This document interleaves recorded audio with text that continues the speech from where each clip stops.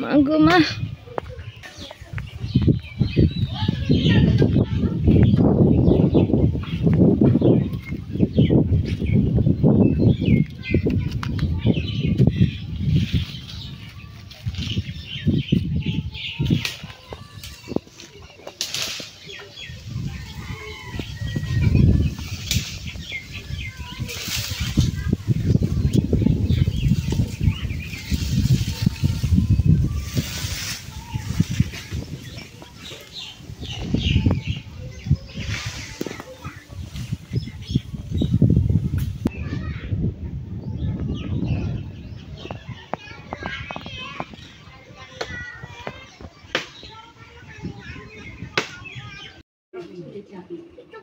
আসসালামু আলাইকুম সবাইকে আবারও স্বাগতম মাসনুন মাহাদি উইথ মম চ্যানেলে। আশা করি দেখেই বুঝতে পারছেন যে আজকের ব্লগে কি রান্না করব। ইয়েস, আজকের ব্লগে হচ্ছে আমরা কচু শাক রান্না করব, খুবই ইজি প্রসেসে রান্না করব। তো এখন আমরা কচু শাকগুলো ভালোভাবে হচ্ছে বেছে নিব, দেন হচ্ছে ভালোভাবে ধুয়ে নিব। তো গাইস, আজকের এই সুন্দর মজাদার ইজি প্রসেসের কচু শাক রেসিপিটা দেখতে হলে কিন্তু অবশ্যই ফুল ভিডিওটি দেখতে হবে।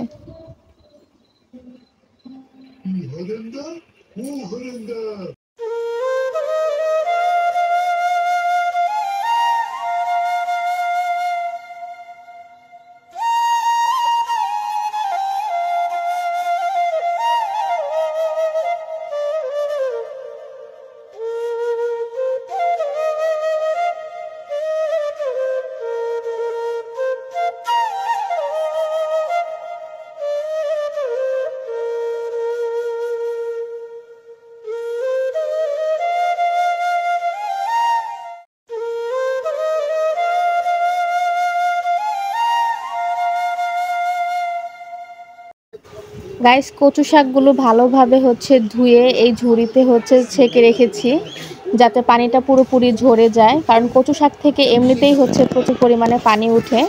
তো এখন আমরা কড়াইতে হচ্ছে কচু শাকগুলো দিয়ে দিব।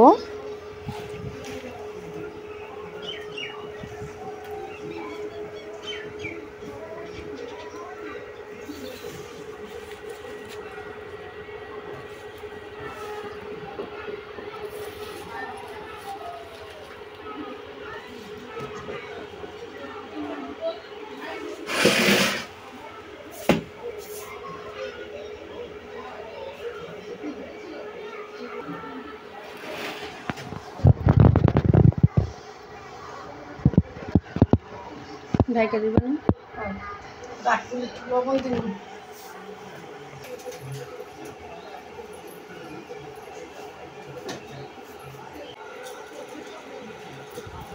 এখন হচ্ছে কচু শাকগুলোতে সামান্য লবণ দিয়ে দিব, পরিমাণ মতো লবণ দিয়ে হচ্ছে ঢেকে দিব, সেদ্ধ করে নিব ভালোভাবে।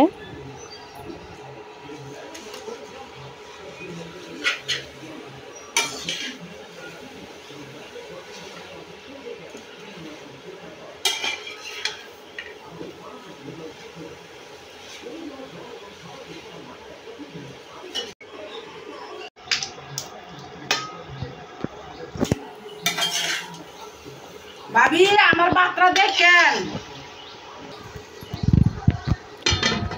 এখন হচ্ছে কচু শাকে হচ্ছে আস্ত রসুন দিয়ে দিব।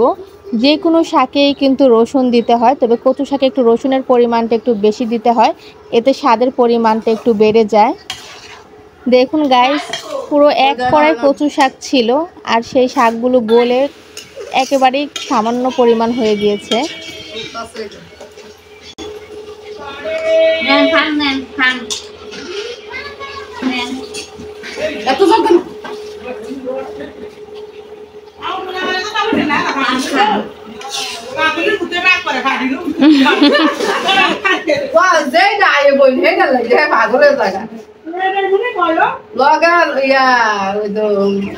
লইয়া 20 টাকা দিলে 2 মিনিট একটা ফুকালি দিতে আসছে।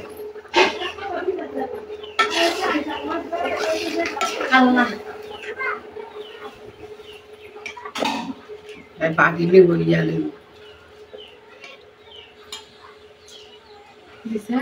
Đâu phải là mình phải nè, việc phải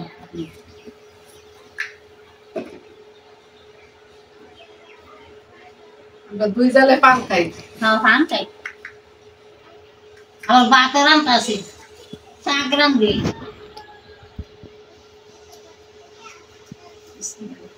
xa con thịt.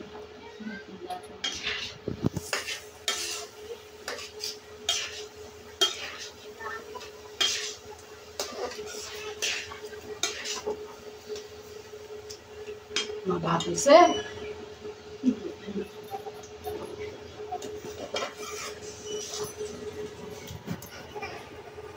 দুই জালে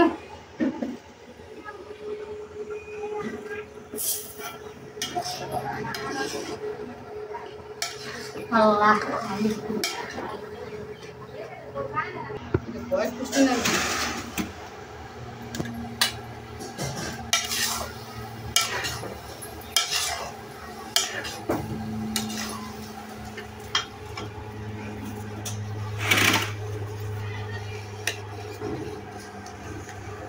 এখানে হয়েছে আমি প্রায় 10টার মতো শুকনো মরিচ হালকা তেলে হচ্ছে গুঁড়ো করে নিয়েছি। আপনারাও চেষ্টা করবেন কচু শাকে শুকনো মরিচটা এইভাবে গুঁড়ো করে দেওয়ার জন্য, এতে খুব সুন্দর একটা ফ্লেভার পাওয়া যায় এবং টেস্টটা আরও দ্বিগুণ বেড়ে যায়। কচু শাকটা পুরোপুরি সেদ্ধ হয়ে গিয়েছে, পানিটাও শুকিয়ে গিয়েছে। এখন আমি নামিয়ে নিলাম। এখন এটাকে আমি হচ্ছে তেলের উপর দিব। তেলের উপরে দেওয়ার জন্য আমি হালকা আবার হচ্ছে পেঁয়াজ এবং রসুন হচ্ছে আমি একটু থেতো করে নিয়েছি।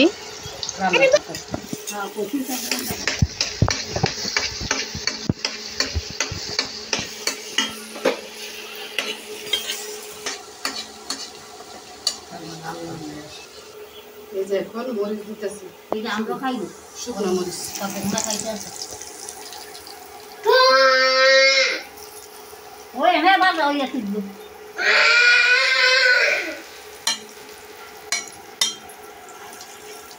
এখন শাক দিয়ে দিই Ini mau dia. Kayak kamu satu lagi.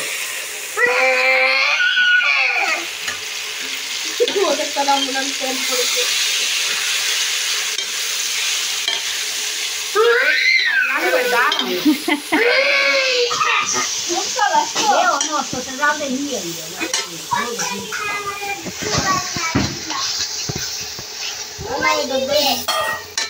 No.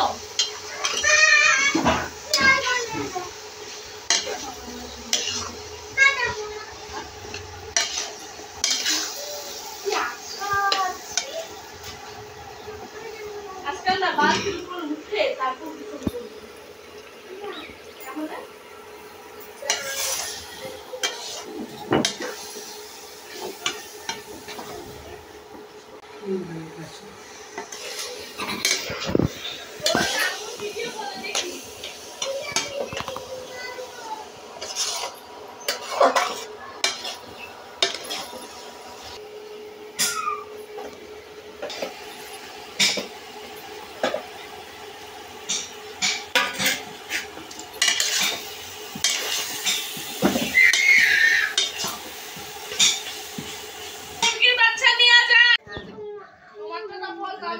Guys এখন আমি হচ্ছে 2টা লেবু পাতা চিড়ে দিয়ে দিব। চাইলে এটা আপনারা স্কিপ করতে পারেন, এটা অপশনাল, বাট আমার কাছে খুবই ভালো লাগে পার্সোনালি। এই কারণে আমার কাছে কচু শাক আমি সবসময় লেবু পাতা দিয়ে থাকি। আর লেবু পাতার গ্রাম তো এমনিতেই খুব ভালো লাগে। সো সেই ক্ষেত্রে যদি কচু শাকে দেন তাহলে ফ্লেভারটা আরও বেশি ভালো আসে এবং খেতে আরও মজাদার হয়ে যায় খাবারটা। সো অবশেষে আমাদের রান্না কমপ্লিট। এখন আমরা হচ্ছে বাটিতে বেড়ে নিব। তো গাইস আজকের রেসিপিটা আপনাদের কেমন লেগেছে? আই হোপ ভালো লেগেছে। তারপরেও কমেন্টের মাধ্যমে জানাবেন যে আজকের রেসিপিটা আপনাদের কাছে কেমন লেগেছে। আমার তো ভীষণ ভালো লেগেছে এবং এত সুন্দর একটা ফ্লেভার আসতেছে যে আমার প্রচণ্ড পরিমাণে খিদে পেয়ে গিয়েছে। তাই আজকে ক্যামেরার সামনে আর খাবো না, ক্যামেরার পিছনেই খেয়ে নিব। তো আজকে আর ক্যামেরার সামনে খাবার নিয়ে আসছি না। তবে আজকের রেসিপিটা আপনাদের কাছে কেমন লেগেছে এটা কিন্তু অবশ্যই কমেন্ট করে জানাবেন। তো আজ এই পর্যন্তই। সবাই ভালো থাকবেন, সুস্থ থাকবেন। আল্লাহ হাফিজ।